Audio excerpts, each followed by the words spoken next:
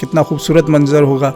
کہ جب قمر البیت کے ہاتھوں میں قمر بنی ہاشم ہوں گے۔ تمام مصیبتیں جو امام حسن علیہ السلام پہ گزری ہیں، بی بی نے ان تمام مصیبتوں کو دیکھا ہے۔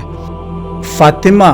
کو جو شرف بخشا ہے وہ مولا کائنات نے بخشا ہے، اور یہاں پہ فاطمہ سے مراد بی بی ام البنین ہے، کیونکہ آپ کا نام فاطمہ تھا۔ عباس پر یہ کہا جا سکتا ہے کہ سب سے پہلے کسی ذات نے گریہ کیا تو وہ خود امام علی علیہ السلام تھے۔ اسی طرح بی بی ام البنین جو ہے وہ مانتی ہیں کہ جو حکم زوجہ نبی کے لیے ہے وہ وصی پیغمبر کے زوجہ کا بھی وہی حکم ہے کہ حسین میری آنکھوں کا نور ہے، حسین پر اپنی جان کو قربان کر دینا، حسین کی اطاعت کرنا۔ یہ وہ اولاد ہے کہ جو اولاد فاطمہ کے بعد کائنات کی سب سے افضل اولاد ہے۔ اگر ہم اپنے گھر میں مجالس کا اہتمام کرتے ہیں تو ہمارا اخلاق، ہمارا کردار کیسا ہونا چاہیے، ہمیں کس طریقے سے عزائے امام حسین کا اہتمام کرنا چاہیے۔ بی بی نے پوچھا ہے کہ کیا میرے بیٹوں نے وفا کی تھی، اور یہاں پہ بی بی زینب سلام اللہ علیہا نے پہلے تینوں سوالوں کے جواب نہیں دیے۔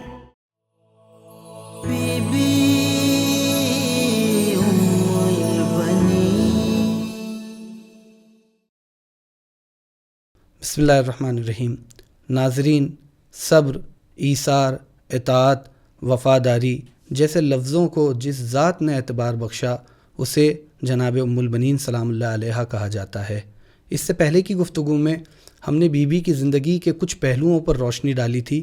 آج ہم مزید بی بی کی زندگی کو جاننے کی کوشش کریں گے۔ اگر بی بی کی زندگی کو جاننا ہے تو ہمیں بی بی کی زندگی کو کچھ حصوں میں تقسیم کرنا ہوگا۔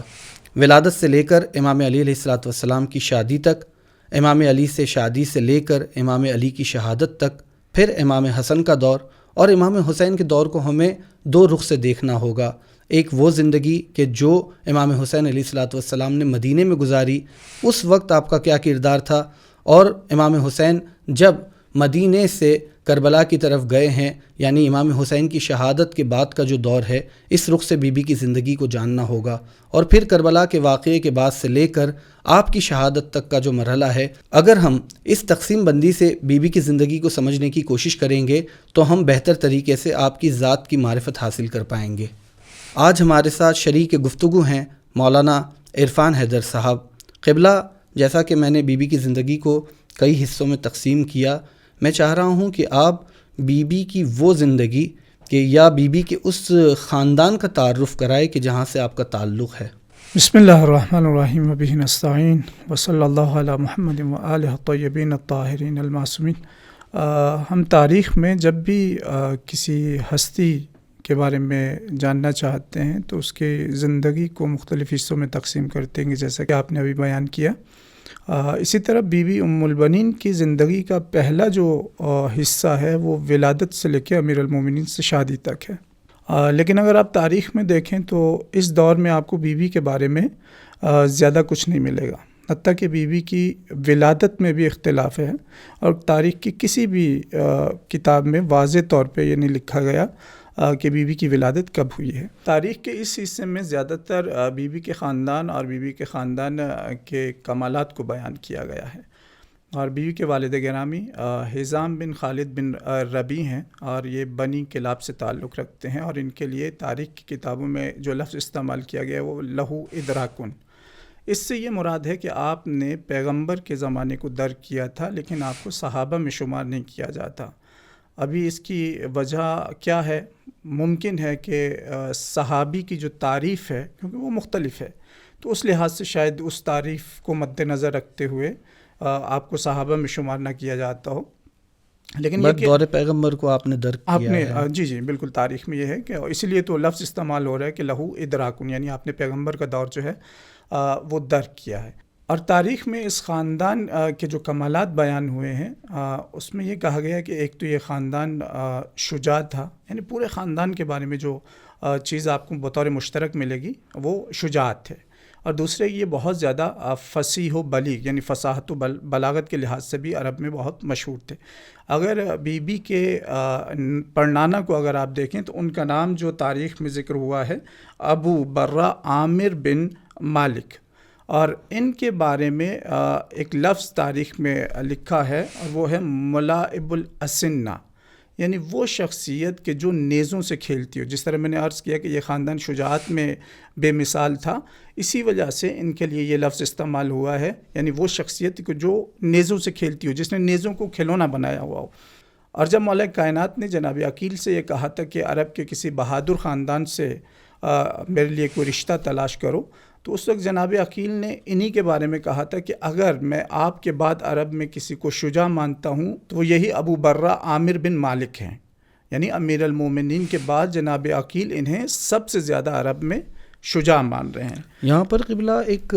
سوال یہ بھی قائم ہوتا ہے کہ امیر المومنین علیہ الصلوۃ والسلام جیسی ذات کے جن کی تلوار بھی جو ہے وہ نسلیں دیکھ کر چلتی ہو، وہ شخص جو ہے وہ اپنے بھائی سے کہہ رہا ہے کہ آپ کسی ایسے خاندان کو تلاش کرے جو بہادر ہو. تب اس کی علتیں جو بھی رہی ہوں ناظرین بھی جانتے، وہ مجالس میں سنتے رہتے ہیں، لیکن امیر المومنین جیسا شخص جناب عقیل سے کہہ رہا ہے تو اس کے پیچھے یقیناً کوئی راز پوشیدہ ہے. اور ہمارے استاد بیان کرتے تھے کہ یہ امام علی علیہ الصلوۃ والسلام کا ایک طریقہ تھا کربلا کی تبلیغ کرنے کے لیے، اور کربلا کی تربیت جناب عقیل کے خاندان میں کرنے کے لیے بھی، کہ یہ بتایا جا رہا ہے کہ مجھے بہادر خاندان کی ضرورت کیوں ہے، چونکہ ایک بہادر بیٹا پیدا ہو کہ جو کربلا میں کام آئے. اور یہیں سے جناب عقیل کو بھی کہا جا رہا ہے کہ میں جس طرح سے ایک بہادر بیٹا چاہ رہا ہوں، تم بھی اپنے بیٹوں کی تربیت اسی طرح کرنا کہ جو کربلا میں کام آئے. اور اسی کا نتیجہ جناب مسلم ابن عقیل کی صورت میں ہمیں کربلا سے مقدمات کربلا جو ہیں وہ جناب مسلم علیہ الصلوۃ والسلام ہے. جی. اور جیسے میں نے ابھی عرض کیا کہ تاریخ میں بی بی کی ولادت کے بارے میں کچھ نہیں ملتا، لیکن یہ کہ بعض مورخین نے کچھ احتمالات دیے ہیں. اور وہ یہ کہ کیونکہ جب بی بی کی شادی ہوئی تھی تو اس وقت آپ کی عمر 20 برس تھی، اور جناب عباس شادی کے 1 برس کے بعد جناب عباس کی ولادت ہوئی. یعنی 25 ہجری میں آپ کی شادی ہوئی اور 26 ہجری میں جناب عباس کی ولادت ہوئی. تو اس حساب سے مورخین کہتے ہیں کہ آپ کی ولادت یعنی بی بی ام البنین کی ولادت سن 5 ہجری میں ہوئی ہے. یعنی صرف اس طریقے سے جو ہے بی بی کی ولادت کے سال بی بی کی عمر مبارک کو جانا جا سکتا ہے. اور اس دور میں ایک اور چیز جو ہمیں ملتی ہے وہ یہ کہ بی بی کے بارے میں جو تاریخ گویا ہوئی ہے یا تاریخ نے جو چیزیں بیان کی ہیں وہ امیر المومنین کے گھر میں آنے یا امیر المومنین جب خواستگاری کے لیے گئے ہیں تو وہاں سے بی بی کی تاریخ جو ہے وہ کتابوں میں ذکر ہوئی ہے. اور یقیناً یہ وہ خاندان ہے کہ جہاں سے منسلک ہونے کے بعد ہی لوگوں کو اعتبار ملتا ہے. بالکل ایسا. اور جو عقد کا منظر بھی تاریخ نے لکھا وہ کہ جب جناب عقیل رشتہ لے کر گئے ہیں تو آپ کے والد محترم جو ہے وہ رونے لگے اور وہ کہنے لگے کہ ہماری بیٹی تو اس گھر کی کنیزی کے لائق ہے اور آپ ان کا رشتہ لے کر آ گئے ہیں. تو یہ خود بتاتا ہے کہ یہ کتنا باوقار خاندان تھا. میں ایک کتاب میں پڑھ رہا تھا، اس میں یہ لکھا ہوا تھا کہ حتیٰ بی بی کے والد نے یہاں تک کہا کہ میری بیٹی علی کی کنیز بننے کی بھی لائق نہیں ہے. جی یہ تاریخی کتابوں میں ہے. تو یہ بتاتا ہے کہ بہت ہی باوقار خاندان تھا. اور خود جب آپ کا عقد ہوا ہے اور آپ امیر المومنین علیہ السلام کے گھر میں آئی ہیں تو اس سے پہلے جو آپ نے کردار پیش کیا ہے کہ انہوں نے شادی کا جوڑا نہیں پہنا، انہوں نے کہا کہ میں اس گھر میں کنیز بن کر جا رہی ہوں. اور حتیٰ جب آپ دروازے پر پہنچی ہیں تو آپ دروازے سے اندر گھر میں داخل نہیں ہوئی ہے بلکہ آپ وہیں پر کھڑی رہیں اور آپ نے جناب زینب علیہ السلام کو بلایا اور آپ نے اجازت طلب کی ہے کہ اگر آپ راضی ہیں اور آپ اجازت دیتی ہیں تو میں اس گھر میں داخل ہوتی ہوں، اور بچوں یہ نہ سمجھنا کہ میں تمہاری ماں بن کر آ رہی ہوں بلکہ میں کنیز بن کر گھر میں داخل ہو رہی ہوں. ایسا. اور وہاں پہ پھر جو امام حسن نے جواب دیا ہے جی انت عزیزۃ کریمہ، یعنی امام اگر کسی کے لیے یہ تعبیر استعمال کر رہے ہیں، یہ لفظ استعمال کر رہے ہیں تو یہ واقعاً اس بیوی کی عظمت کو ظاہر کرتا ہے. اور ایک اور پہلو جو مجھے آپ کی کنیت میں نظر آتا ہے کہ آپ کی کنیت ام البنین ہے کہ جس کے معنی ہے کہ بیٹوں والی ماں، چونکہ 4 بیٹے تھے آپ کے لہٰذا اس کنیت سے آپ کو یاد کیا گیا. لیکن جس خاتون کی کنیت ماں ہو لیکن وہ اپنا تعارف ماں کے ذریعے نہیں کروا رہی ہے بلکہ خادمہ یا کنیز کے ذریعے کہلوا رہی ہے. بالکل ایسا ہے. اور پھر آپ دیکھیے کہ جب یہ بیوی آ رہی ہیں، اور ہمارے ہاں بر صغیر میں بھی ہے کہ دلہن کے ساتھ خاندان کی کچھ خواتین آتی ہیں، تو بیوی کے ساتھ بھی بیوی کے خاندان سے آپ کی والدہ اور کچھ اور خواتین آئی ہیں، اور جب مولا کائنات کے گھر کے دروازے پہ پہنچی اس وقت مدینے میں بعض خواتین اور من جملہ جو آپ کے ساتھ خواتین آئی تھیں وہ مل کے کچھ اشعار پڑھ رہی تھیں، اور ان اشعار کا مفہوم یہ تھا کہ فاطمہ کو جو شرف بخشا ہے وہ مولا کائنات نے بخشا ہے، اور یہاں پہ فاطمہ سے مراد بی بی ام البنین ہے کیونکہ آپ کا نام فاطمہ تھا۔ اور انہی اشعار میں پھر بیان ہوتا ہے کہ یہ وہ ذات ہے کہ جو فاطمہ کے لیے، ام البنین کے لیے بہترین رفیق ہے، اور یہ ولی خدا ہیں اور ان وصی پیغمبر ہیں، اور اس کی دلیل غدیر ہے۔ یعنی وہاں پہ یہ بیوی کے ساتھ جو خواتین آئی ہیں وہ در حقیقت مولا کائنات کی ولایت کا اقرار کر رہی ہیں، امامت کا اقرار کر رہی ہیں۔ صرف ایسا نہیں ہے کہ یہ خاندان معرفت رکھتا تھا، بلکہ ان کے ساتھ جو تشریف لا رہے ہیں یا ان کے دوست و احباب ہیں وہ بھی اہل بیت کی نسبت معرفت رکھتے تھے۔ اور جیسا کہ قبلہ نے بیان کیا کہ شادی کے 1 سال کے بعد جناب عباس علیہ السلام کی ولادت ہوئی ہے، تو جو منظر تاریخ کی کتابوں نے لکھا ہے وہ یہ ہے کہ اس موقع پر حضرت امیر جو ہے وہ نخلستان میں تھے، کسی کام میں مصروف تھے، اور جب آپ کو خبر ہوئی ہے تو آپ گھر میں تشریف لائے اور آپ نے سب سے پہلے بی بی کا حال پوچھا کہ آپ خیریت سے ہیں۔ تو یہ وہ جواب تھا بی بی کا کہ جو آپ کی معرفت کو بیان کرتا ہے۔ آپ فرماتی ہیں کہ آپ کی کنیز ٹھیک ہیں، اور اس کے بعد جب بیٹے کے بارے میں آپ نے معلوم کیا کہ بیٹا کہاں ہے، تو جناب ام البنین نے کہا کہ آپ کا بیٹا دوسرے حجرے میں ہے۔ اور جب آپ دوسرے حجرے میں گئے ہیں اور حضرت عباس علیہ السلام کو آپ نے اپنی آغوش میں لیا ہے تو سر کا بوسہ لیا، اور اس کے بعد بازوؤں کا بوسہ لے کر آپ گریہ کرنے لگے۔ تو یہ وہ مقام تھا کہ جہاں پر بی بی کو یہ خدشہ ہوا کہ خدا نہ خواستہ ایسا نہ ہو کہ کوئی ایسی بات ہے اس بچے میں کہ جس کو دیکھ کر امام علی علیہ السلام رو رہے ہیں۔ تو جب یہاں پر نسبت دینے کی بات آئی تو آپ نے کہا میرے بیٹے میں خدا نہ خواستہ کوئی ایسی بات تو نہیں ہے کہ جسے دیکھ کر آپ رو رہے ہیں۔ تب آپ نے ارشاد فرمایا کہ نہیں، میں اس کی مصیبتوں کو دیکھ کر رو رہا ہوں، مجھے وہ منظر یاد آ رہا ہے، یعنی جو کربلا کا واقعہ تھا وہ یاد کر کے امام علی علیہ السلام رونے لگے۔ تو مولا عباس پر یہ کہا جا سکتا ہے کہ سب سے پہلے کسی ذات نے گریہ کیا تو وہ خود امام علی علیہ السلام تھے۔ اور اسی ولادت جناب عباس کے سلسلے میں جب جیسا کہ آپ نے بیان کیا کہ جب پوچھا کہ جناب عباس کے بارے میں تو بی بی نے بتایا کہ آپ کا بیٹا دوسرے کمرے میں ہے۔ تاریخ میں یہ بیان نہیں ہوا کہ دوسرے کمرے میں جناب عباس کو کون لے کے گیا۔ تو اس کے بارے میں نے اپنے استاد سے پوچھا تو انہوں نے کہا کہ ہمارے ہاں اکثر ایسا ہوتا ہے کہ اگر گھر میں بیٹی بڑی ہو اور بعد میں بیٹے کی ولادت ہو تو بیٹی کو بہت زیادہ خوشی ہوتی ہے، اور عرب میں بہن اور بیٹی کو قمر البیت کہا جاتا ہے۔ تو فرماتے ہیں کہ ممکن ہے کہ یہاں پہ قمر البیت قمر بنی ہاشم کو اٹھا کے دوسرے کمرے پہ لے کے گئی ہوں، اور کتنا خوبصورت منظر ہوگا کہ جب قمر البیت کے ہاتھوں میں قمر بنی ہاشم ہوں گے۔ اس کے بعد کا جو مرحلہ ہے وہ اس زندگی کا مرحلہ ہے کہ امام علی علیہ السلام کو جب ظاہری طور پر خلافت ملی اور آپ نے اپنا دارالحکومت کوفہ کو بنایا۔ اب یہاں پر یہ سوال اٹھتا ہے کہ کیا خود جناب ام البنین سلام اللہ علیہا کوفہ میں موجود تھی یا نہیں تھی، اور احتمال قوی یہ ہے کہ بی بی وہاں پر موجود تھی، اور اس کے شواہد بھی موجود ہے، تاریخی شواہد کے جس میں جو وصیتیں کی ہیں اس میں جناب ام البنین سلام اللہ علیہا کا تذکرہ ملتا ہے کہ آپ بھی وہاں پر موجود تھی۔ جی، جیسا کہ آپ نے بیان کیا کہ امیر المومنین نے کچھ وصیتیں بیان کی تھی امام حسن امام حسین علیہ السلام سے۔ اسی طرح علی ربانی خلخانی اپنی کتاب میں لکھتے ہیں کہ مولا کائنات نے امام حسین علیہ السلام کا ہاتھ تھاما اور جناب عباس کے ہاتھ پہ رکھا، جبکہ تاریخ میں ملتا ہے کہ دیگر جتنے بیٹے اور بیٹیاں تھیں ان سب کو امام حسن کے سپرد کیا بالکل تھا۔ ایسا ہے، لیکن یہاں پہ یہ منظر واقعی عجیب ہے، اور لیکن یہ بیان نہیں ہوا۔ اس کے بعد یہ بیان ہوا ہے کہ کچھ وصیتیں بیان کی، لیکن وہ وصیتیں کیا تھی وہ بیان نہیں ہوئی۔ اور اس سے پہلے کی گفتگو میں بھی ہم نے یہ بیان کیا تھا مولا عباس علیہ السلام کو لے کر کہ جب امام علی نے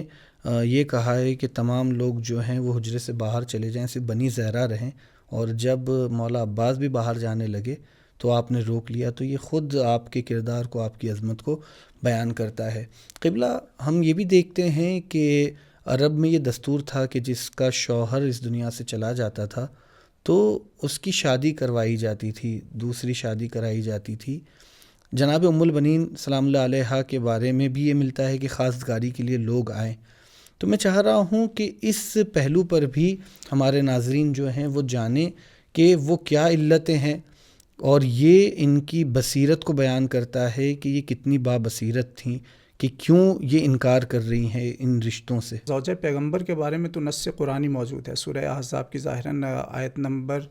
52، اس میں یہ بیان ہوتا ہے زوجہ پیغمبر کے ساتھ کوئی بھی نکاح نہیں کر سکتا، پیغمبر کے بعد کوئی بھی نکاح نہیں کر سکتا۔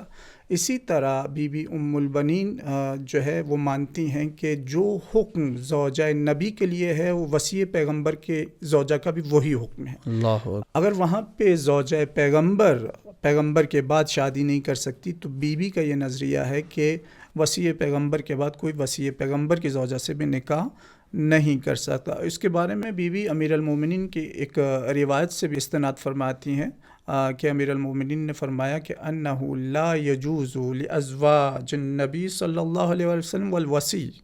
کہ زوجہ پیغمبر اور وصی پیغمبر کے لیے جائز نہیں ہے کہ ان یتزوجنا بغیرہ بعدہ، یعنی کہ وہ ان کے بعد کسی اور سے شادی کریں، نہ تو زوجہ پیغمبر اور نہ ہی زوجہ وصی پیغمبر کسی اور سے شادی نہیں کر سکتی۔ اور یہ در حقیقت جو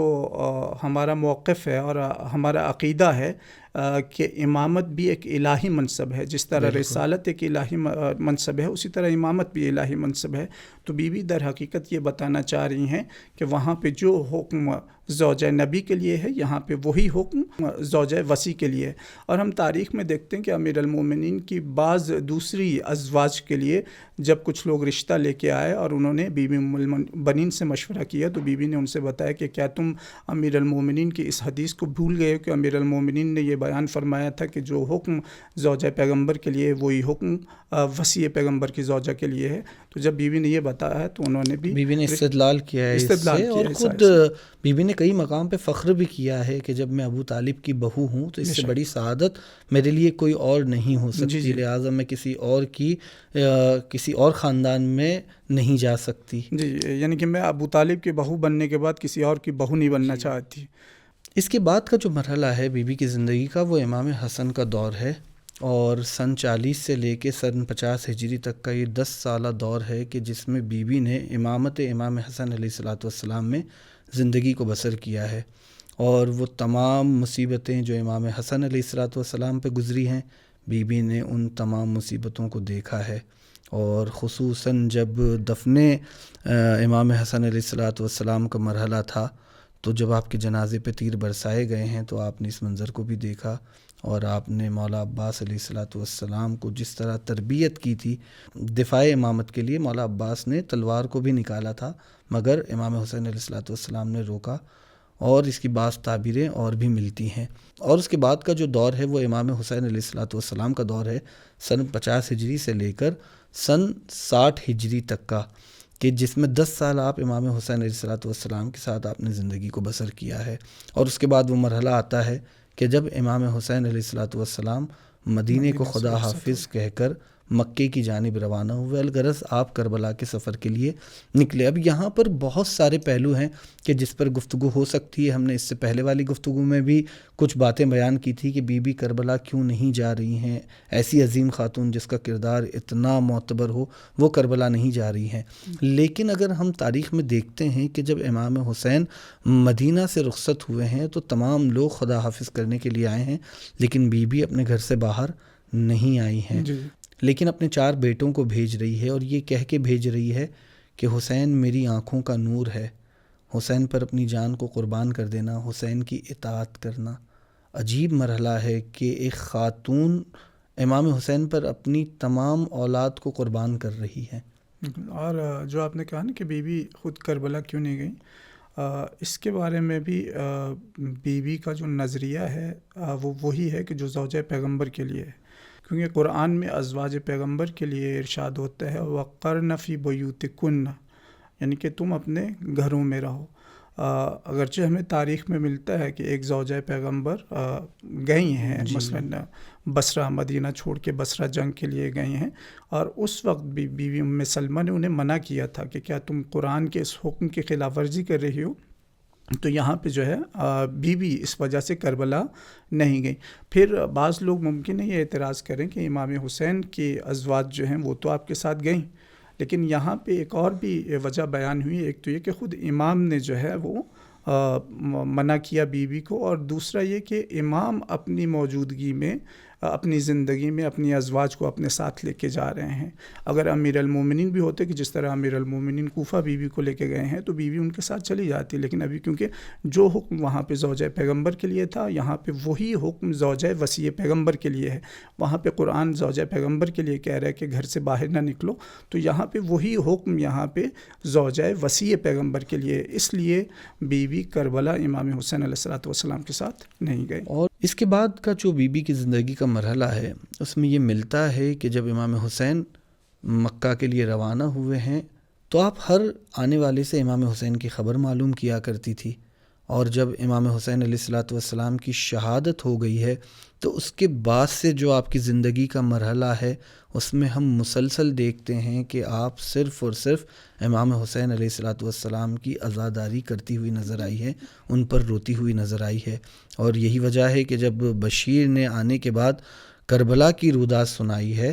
تو بشیر سے آپ نے امام حسین کے بارے میں سوال کیا، اور جب بشیر نے آپ کو امام حسین کی خبر شہادت سنائی ہے تو آپ چیخ مار کر روئی ہیں اور اپنے سر کو پیٹنے لگی، اپنے رخساروں کو پیٹنے لگی، اور آپ نے ایک آہ بھر کر کہا واہ حسینہ۔ اور یہاں پہ بھی آپ دیکھیے کہ بیوی کے 4 بیٹے کربلا میں شہید ہوئے ہیں، لیکن آپ نے وہاں پہ واہ عباسہ نہیں کہا، وہاں پہ بھی آپ نے واہ حسینہ کہہ رہی ہیں، امام حسین کو یاد کر رہی ہیں۔ اور جیسا آپ نے بیان فرمایا کہ بیوی نے بہت بلند آواز سے گریہ کیا، وَلَتَمَتْ وَجْهَهَا، اور بیوی نے اپنے چہرے پہ مارا۔ اور جب بشیر نے آپ کو خبر دی ہے کہ آپ کے بیٹے کربلا میں شہید ہو گئے، مارے گئے، تو اس وقت بیوی نے ان سے ایک جملہ کہا ہے کہ جو تمام مقاتل میں لکھا ہے، اور بیوی نے فرمایا ہے کہ اولادی ومن تحت الخضرا کلہم فداء للحسین، کہ میری اولاد اور کائنات میں جو کچھ بھی ہے، یعنی تحت آسمان، آسمان کے نیچے جو کچھ بھی ہے وہ سب امام حسین پہ قربان، مجھے حسین کے بارے میں بتاؤ۔ اور اس جملے کی بعض علماء نے وضاحت بیان کی ہے اور بہت بہترین شرح ہے۔ وہ کہتے ہیں کہ اس جملے پہ غور کرنا چاہیے، اور اس جملے سے بیوی کی معرفت کا اندازہ ہوتا ہے۔ یہ وہ بیوی ہے کہ جو اس جملے سے بیان کری کہ پوری کائنات کو میں حسین پہ قربان کر دوں، میرے 4 بیٹے کیا بلکہ کائنات کی ہر چیز حسین پہ قربان۔ اس میں بیوی نے اولادی کا لفظ استعمال کیا، اور اس کے بعد تحت الخضرا، اور یہ اولاد کون سی اولاد ہے؟ یہ وہ اولاد ہے کہ جو اولاد فاطمہ کے بعد کائنات کی سب سے افضل اولاد ہے۔ اس اولاد کو امام حسین پہ قربان کر رہے ہیں۔ اور تحت الخضرا میں بہت کچھ آتا ہے، اس کی بھی توضیح اور وضاحت، اس کو مقدم کیوں کیا گیا؟ کہ اگر اس کے برعکس کیا جائے تحت الخضرا و اولادی کلہم فداء للحسین، کیا نحوی اعتبار سے یہ غلط ہوتا؟ نہیں، بالکل صحیح ہے، معنی میں کوئی تبدیلی نہیں ہوتی۔ یہ نحوی اور ادبی اعتبار سے یہ صحیح تھا، لیکن یہ بیوی کے ادب کے برخلاف تھا کہ میں کائنات کو قربان کر دوں اور اپنے بچوں کو کائنات کے بعد قربان اولاد کروں، کو مقدم کیا، اولاد کو مقدم کیا۔ اور بعض علماء کہتے ہیں کہ یہاں پہ یہ جو تقدم ہے، اولاد کو جو کائنات پہ مقدم کیا گیا ہے، یہ شرف کے لیے، یعنی اولاد کی فضیلت کو بیان کر رہے کہ یہ اولاد کائنات سے افضل ہے۔ جناب عباس کی فضیلت بیان ہو رہی ہے اس لفظ کے، اولادی یعنی میری اولاد، اس تحت خضرا زیر آسمان جو کچھ بھی ہے، یعنی دونوں باتوں کو بیان کر رہا ہے۔ تو یہ کہ اولاد کی افضلیت کو بھی بیان کر رہا ہے،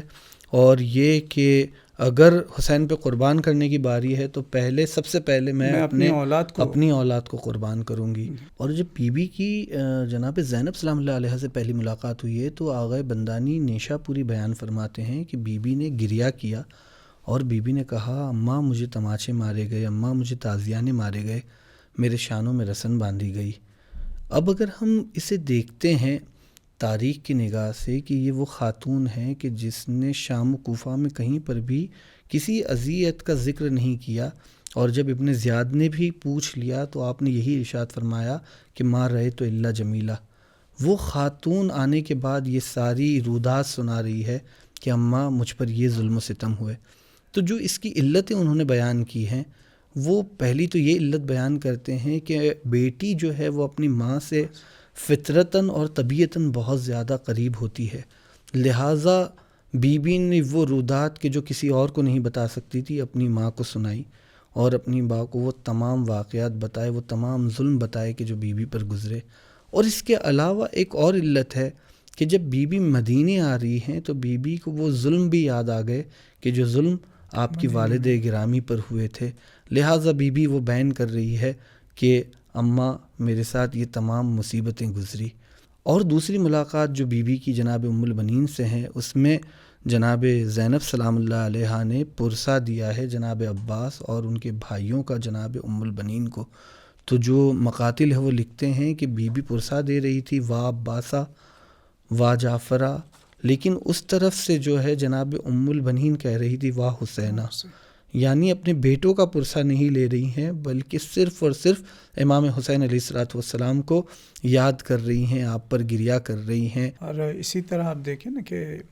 جب بی بی زینب واپس مدینہ پہنچی ہیں تو اس کے بعد بی بی ام البنین اپنے گھر میں مجالس کا انعقاد کرتی تھیں، اور بعض روایات میں ملتا ہے کہ بی بی کی ایک کنیز تھی کہ جو ہر دن گھر میں جھاڑو لگاتی تھی، صفائی کرتی تھی. لیکن جس دن بی بی اپنے گھر میں امام حسین کی مجلس کا انعقاد کرتی تھی اس دن بی بی ام البنین خود جو ہے جھاڑو لگاتی تھیں، اور آپ کہتی تھی آج میرے آقا اور میرے مولا نے میرے گھر میں آنا ہے، تو آپ وہاں پہ اپنے ہاتھوں سے خود جو ہے وہ جھاڑو لگا رہی ہیں. اور وہاں پہ مجلس جو پڑھتی تھی جو بیوی وہ کوئی اور نہیں امام حسین کی بہن جناب زینب سلام اللہ علیہ تھی. قبلہ کیسا منظر ہوگا وہ کہ جہاں پر خطابت جو ہے وہ مصیبتوں کو بیان کر رہی ہو اور رونے والے اہل حرم ہوں. اہل حرم. اور وہاں پہ مجلس کے بعد جو سوال ہیں بیوی ام البنین کے، وہ سوال واقعی قیامت خیز ہیں.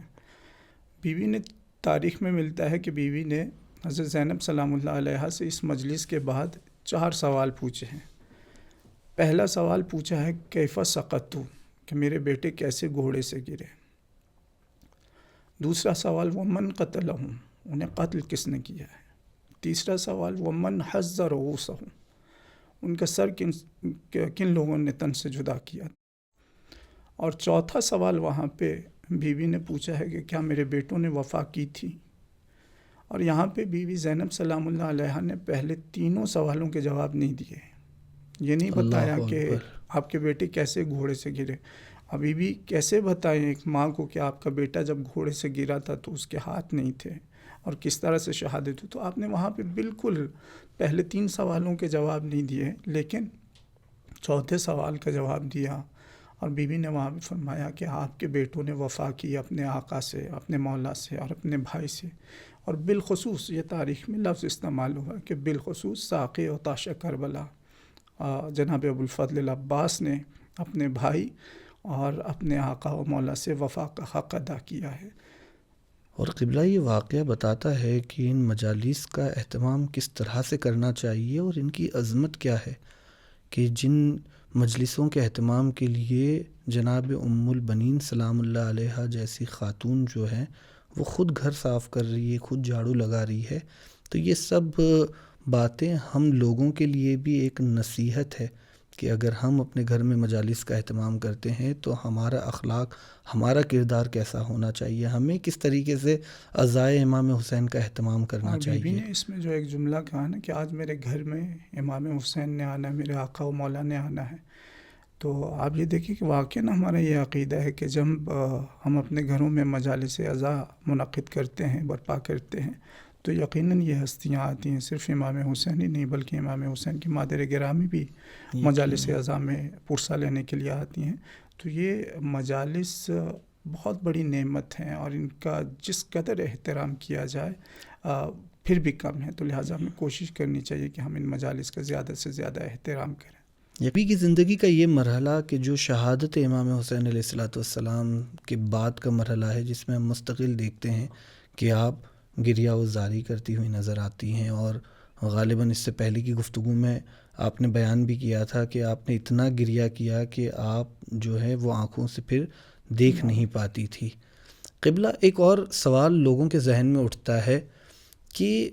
بی بی کا اس دنیا سے جو جانا ہے وہ شہادت کی صورت میں ہے یا وہ ایک طبیعی موت تھی کہ جس کے سبب آپ اس دنیا سے جا رہی ہیں؟ جی، تاریخ میں کچھ کتابیں ہیں کہ جن میں یہ بیان ہوا ہے کہ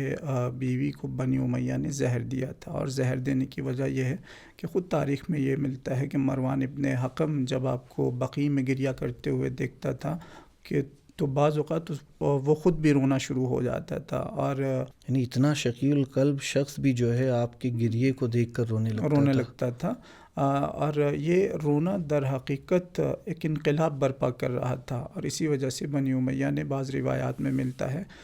کہ بی بی کو زہر دیا، اور جن کتابوں میں یہ زہر دینے کے واقعے کو لکھا گیا ہے اس میں شیخ علی فلسفی کی کتاب زنان نابغہ، عبدالعظیم بحرانی کی کتاب ام البنین، اور رفیع الدین رفیع کی کتاب ہے الدرجات الرفیہ فی وقائع شیعہ، ان 3 کتابوں میں یہ بیان ہوا ہے کہ بی بی کو بنی امیہ نے زہر دیا تھا کہ جس کی وجہ سے آپ کی شہادت ہوئی۔ تو ناظرین، یہ تھا بی بی کی زندگی کا ایک مختصر سا خلاصہ۔ کچھ منٹوں کی گفتگو میں بی بی کی زندگی کو یقیناً بیان نہیں کیا جا سکتا، لیکن ہمارا ارادہ یہ تھا کہ جو ہمارے جوان ہیں، ہمارے قوم کے بچے ہیں، وہ اس بی بی کی معرفت کو حاصل کرے، وہ جانیں